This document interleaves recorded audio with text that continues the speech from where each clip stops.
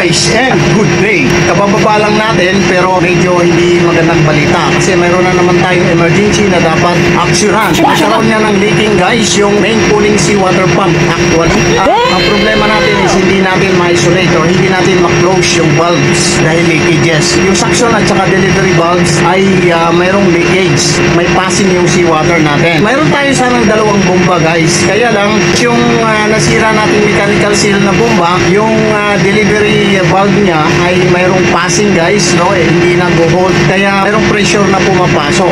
So, sumisirit. Kung nakikita nyo naman guys sa video guys, sumisirit no, yung seawater natin. Which is, kailangan natin ito i-rectify at magagawa dapat agad-agad ito guys dahil nga babaha sa engine room natin kapag hindi ito na-rectify kaagad guys. So, yan guys yung mission natin for today. At pagka ganito talaga kabago yung barko since 2004, aasahan natin na from time to time mayroon talagang biglaang mga emergency cases kagaya niyan. So, yan guys yung update natin for today. God bless.